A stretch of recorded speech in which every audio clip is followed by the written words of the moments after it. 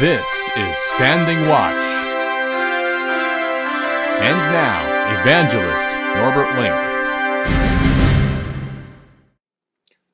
Greetings, everyone, and welcome back to our Standing Watch program. Donald Trump did not attend the inauguration ceremony for Joe Biden. Instead, he flew to his estate in Florida. But before he departed, he said, "We will be back in some form." And then later, while playing golf in Florida, he remarked to a reporter, "We are not finished yet." But apart from these occasional comments, he was pretty quiet at first. However, not too many believed that he would be quiet for the rest of his life, right into the sunset, and just play golf. And so beginning with the end of January, I would say, a remarkable change could be observed. The Sun, an English paper, wrote on January 29. Former President Donald Trump and House Republican leader Kevin McCarthy have launched a plan to take back the House in 2022 during a meeting today. Claiming that Trump's popularity has never been stronger than it is today, the pair met at the former president's estate in Florida. And it was also stated, his endorsement means perhaps more than any endorsement at any time. Fox News agreed and added the following on January 30.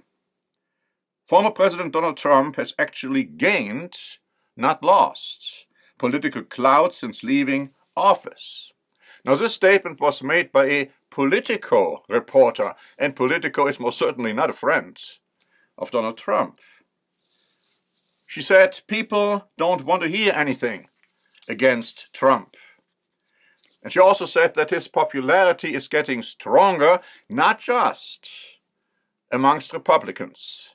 And she specifically referred to Wyoming in that context.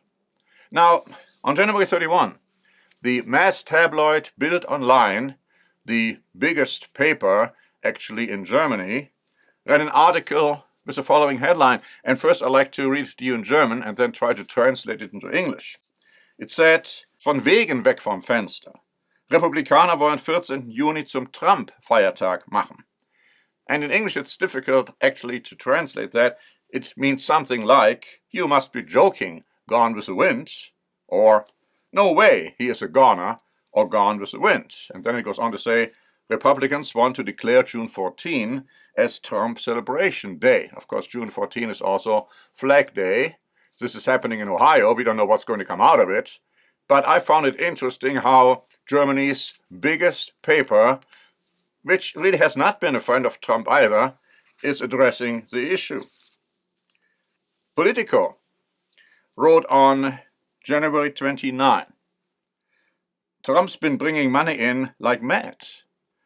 Fundraising off the election, he lost but said he won, and that motherlode of more than $200 million, which ostensibly was going to be used to fight the result in court, actually is his, and do with as he sees fit." And then they added on January 31, former President Donald Trump amassed $31.2 million in his new political operation by the end of 2020, notice, giving him a powerful tool to keep the Republican Party in his grip as he left office. Now, Trump cannot spend that money directly on any future campaign on his own, but he can use it to wield influence in campaigns in the midterm elections, pay his political advisors, and travel the country. And Liberty Nation agrees with that. In fact, they added the following thought on January 27, 2021. "In fact, what Trump holds over the Republican Party right now is beyond leverage. It is de facto veto power over his party." And then they went on to say, "Nobody yet knows how Trump will proceed from here, what form, fashion, and timing will mark his return to the political spotlight. Only one thing appears certain: he will not leave the stage." And of all institutions, if you please, of all outlets, none other than CNN wrote this on January 30, 2021. Donald Trump is no longer president, but make no mistake, this is still Trump's Republican Party. Republican leaders go against Trump at their potential electoral peril. A majority of Republicans, and of course they talk about 57%, said that he should be the 2024 nominee. Against named opponents, Trump easily leads the field. No one else is even close. 72% of Republicans said Biden only won because of fraud. That high of a percentage is unprecedented. And then again, an interesting article by Bild Online, which was published by the end of January, having to do with the debacle in Germany and Europe when it comes to the vaccines, because they don't have enough. Now, Bild portrayed pictures of Johnson, Trump, and Netanyahu, together with the following headline: What did these three do better than Merkel, Spahn, and von der Leyen? And then the article also said, since the beginning of the coronavirus pandemic, this trio has been silently mocked and ridiculed by the federal government and the EU Commission. But when it came to vaccinations, they put Berlin and Brussels in the shade. Trump, Johnson, and Netanyahu have the most successful vaccination campaigns up and running in the Western world. Now, not everybody would agree with that, specifically not here in the United States, but the point is, Bild is becoming more and more aware of the fact that Trump is going nowhere. In other words, he is back in the spotlight, and it seems more popular and influential than ever. It would be naive, it would be a grave mistake to think that we have heard the last word and seen the last action from Trump. Now, Germany and the EU are preparing for the eventuality that Trump will come back. They said so. In 2024, they say he could come back, he or somebody like Trump.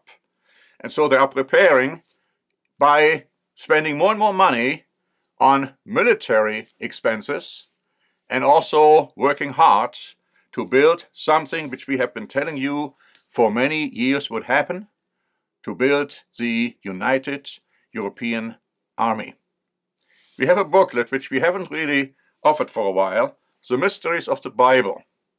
The Mysteries of the Bible is a booklet which goes into many mysteries the Bible talks about, including Mystery Babylon the Great, and also the mystery of lawlessness.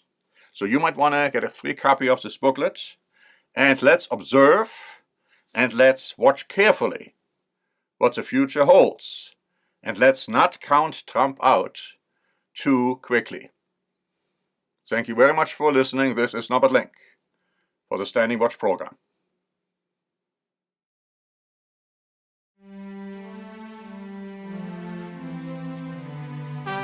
Standing Watch is a presentation by The Church of the Eternal God, P.O. Box 270519, San Diego, California 92198. More information is also available at our website, eternalgod.org.